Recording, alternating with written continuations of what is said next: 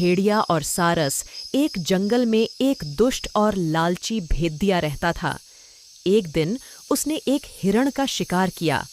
शिकार के बाद पर वह अपने लालच पर नियंत्रण नहीं रख पाया और जल्दी जल्दी उसे खाने लगा। इस जल्दीबाजी में एक हड्डी उसके गले में अटक गई। हड्डी अटक जाने पर वह बहुत परेशान हो गया। अब उससे न कुछ खाते बन रहा था, न ही पीते। उसने बहुत कोशिश की कि किसी तरह हड्डी उसके गले से निकल जाए, लेकिन सारी कोशिश बेकार गई। अंत में उसने किसी से सहायता लेने का विचार किया।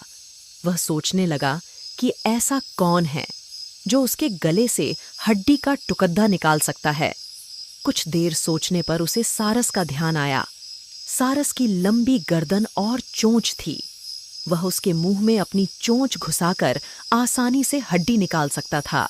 बिना देर किए भेड़िया सारस के पास पहुंचा और बोला, सारस भाई, मेरे गले में एक हड्डी अटक गई है। क्या तुम अपनी चोंच से वो हड्डी निकाल दोगे? मैं तुम्हारा बहुत एहसानमंद रहूंगा और तुम्हें उचित इनाम भी दूंगा।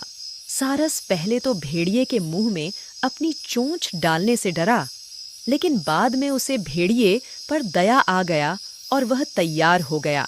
भेड़िया मुंह खोलकर खड़ा हो गया और सारस ने उसमें अपनी चोंच डाल दी, लेकिन उसकी चोंच हड्डी तक नहीं पहुंच पाई। तब उसे अपनी आधी गर्दन भी भेड़िए के मुंह में घुसानी पड़ी। सारस की गर्दन मुंह में जाते ही लालची भेड़िए के मन में लालच जागने लगा। वो सोचने लगा कि यदि मैं इसकी लजीज गर्दन को चबा पाता तो मजा आ जाता, लेकिन उस समय उसे अपने गले में फंसी हड्डी निकलवानी थी, इसलिए वह मन मार कर रह गया। कुछ ही देर में सारस ने उसके गले से हड्डी निकाल दी। हड्डी निकलते ही भेड़िया जाने लगा।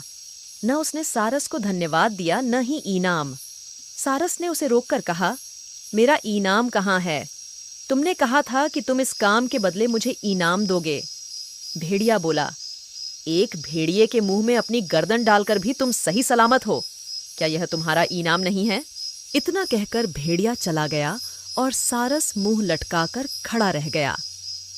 सीख: लालची और दुष्ट व्यक्ति से कभी कृतज्ञता या पुरस्कार की अपेक्षा नहीं करनी चाहिए।